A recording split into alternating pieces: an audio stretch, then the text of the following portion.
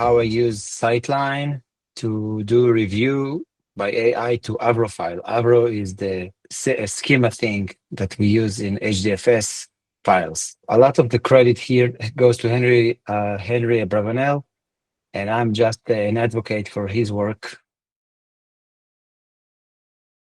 Our goals today, 1 is to keep it under 15 minutes. 2, that you will say, I know who knows, you know me, you know Henry.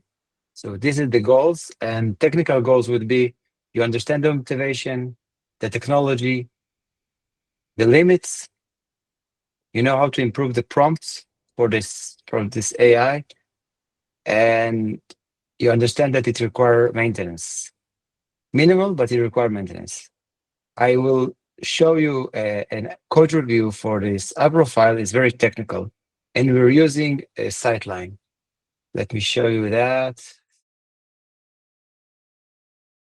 Record, things like that. For instance, if I write here true, that's a default value. So it's better to do this way. Did anyone know that? That if the default value is true, then the first type in the union should be Boolean. Did anyone know that?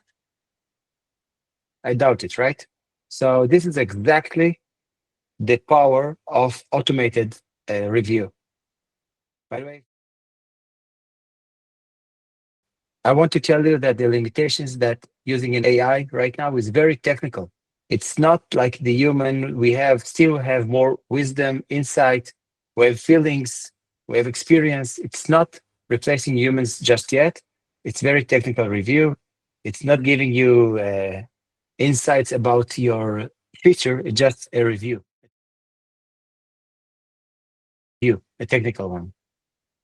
So the technology, a bitbucket here, a push or pull request triggers Sightline. Then we do diff parsing automatically. Using LLM. The LLM, the Sightline enters comments in the PR. You've seen that it's written Sightline, by the way, in Python. And using webhooks, it connects to Bitbucket and uses its API for the diffs. So this is the important stuff, the demonstration. So I want to show you, to walk through how did I use the Sightline infrastructure to add Avro to it, okay? Let's go to this part. This is a thing called LangFuse. It handles prompts. And here we have several projects. I'm using this one. And here I can show you we have prompts. And I will filter my prompt. See Avro. So we have 3 Avro prompts. 1 is introductory, like headline. 2 is how to approve. And 3, what actually to do. So let's see the headline. The headline, you are an expert, blah, blah, blah, ensuring best practices. Not interesting. What is the approve criteria? If you approve, give it 1. If you disapprove, give it half. So far, so good. Third prompt is the actual knowledge. Do not remove fields. Makes sense, right? If you remember, I showed you just a minute ago, about this thing that if the default value belongs to this type, so it should be first, that you should always do union with null and everything like that. So I did the same for enums, doubles, strings, trigger, integers, and I gave it also references where to look for more information. This prompt was written for me by one of the AI tools. I don't remember which. And I have versioning here. Look, I did version 1, I did version 2, I did version 3. And when I finished with the version, I click here and I promote this version to production. So it's a very nice place to handle your prompts. It's called LangFuse. After I added this, and this is in production, things started to happen. I started to get traces. So I showed you LangFuse, prompts, and now I'm showing you traces. And I will filter my own traces. Anyhow, okay. This is sightline review. We have the generation part, and you see the instructions that I just showed you. That's the prompt, and you will see the actual output somewhere here. That's the output. And you can also see that in Bitbucket. It's like GitHub. It's the same. You can find another example. This one. Let's go to this generation part. This is very technical. You see, field should be lower snake case, things like that. We saw lang views. We saw traces. We saw reviews. We see prompts, 3 prompts. We are right now in silent mode. Only if I go to see the traces, I see it. And I show you that we have versions, and I can promote versions to production. And the last thing I want to show you is the brain page that gives you even more information. For, in- for instance, it gives you access to the reviews easier because we created some internal tool to help you with that.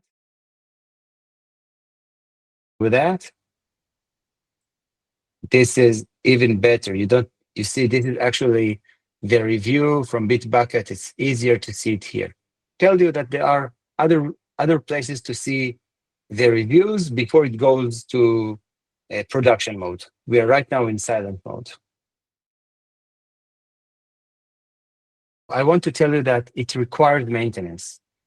It will be an iterative improve. I just in the last week created 5 versions. Each version took me like 1 minute to create, and also met with people that are the ninjas of Avro, namely Igor, Chava, and I met with Iran, and they told me what to tell the prompt to do. And I'm expecting to have complaints, and I will handle it. I will improve the prompt if people will complain. It wastes some time for me as a maintainer and for the people that will give them not the best comments. But this is the reason I'm doing the silent mode. It will refine, and eventually it will be great. Let's revisit the goals. You can tell yourself, you know who knows, you know me, I understand. You can ask me on one-on-one. You understand what's the motivation, right? In order to do the technical stuff by the machine. You saw the technology looks fun to handle prompts. It's very nice in a place. You understand the limits. You know how to improve. You can add additional version. I can send you the link. You can do it yourself. And you understand it's some maintenance is required. Now I'm asking you, what are you going to do next with this knowledge? Here are some of the technical buzzwords that I mentioned. Feel free to ask about them and any other question you may have in the Slack channel Sightline.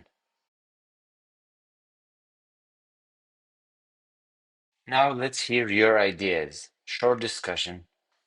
Back to you. Maybe we can create some kind of a site like user data guidelines for the user data team.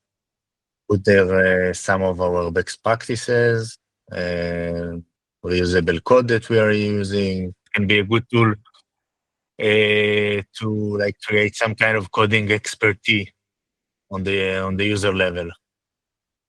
Boys, it's a great idea. I can tell you that now after I created the first one, for the second one, it will take me like 20 to 30 minutes to create these 3 prompts. Create, save, that's all. That's what it takes. I didn't show the service config part, but where you can choose which repos, which GitHub or Bitbucket repo it runs on, and which file extensions, and which are the mandatory reviews. There are many options there. Let's do it right after this session. Eyal?